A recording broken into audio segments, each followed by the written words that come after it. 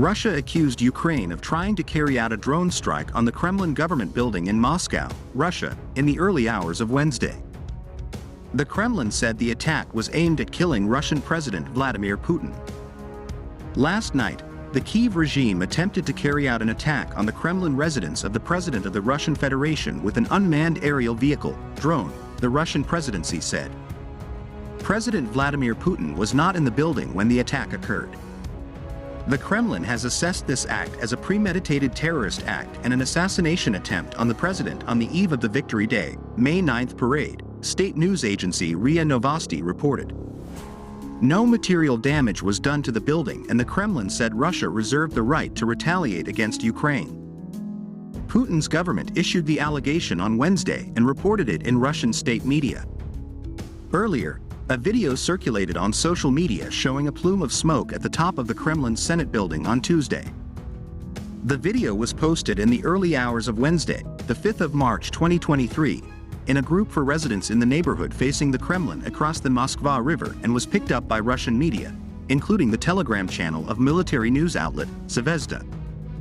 Ukrainian response President Volodymyr Zelensky's top advisor, Mikhail Podolyak, said Ukraine had nothing to do with the alleged incident. Mikhail Podolyak said Russia's claims were false, saying Russia was preparing a large-scale terrorist attack. It gives Russia a reason to justify its attacks on civilians, Mikhail Podolyak said on Twitter.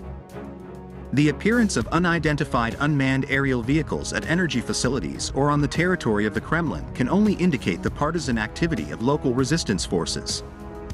As you know, drones can be purchased at any military shop, he continued. It's hard to say what kind of drone was used, Pavel Felgenhauer, a Russian defense analyst who served as a senior research officer at the Soviet Academy of Sciences, told Al Jazeera. At night, Putin doesn't seem to be in the Kremlin. He went there during work hours and didn't stay there. He added that, in retaliation, there was a possibility that Russia could order its troops in Ukraine to attack the presidential offices in central Kyiv.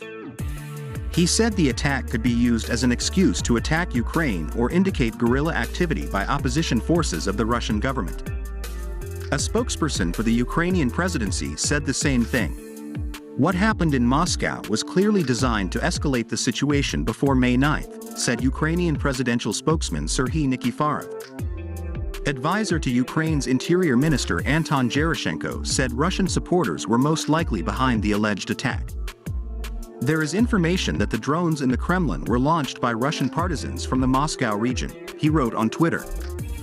The Kremlin has not provided any evidence of the reported incidents, and its statement includes few details.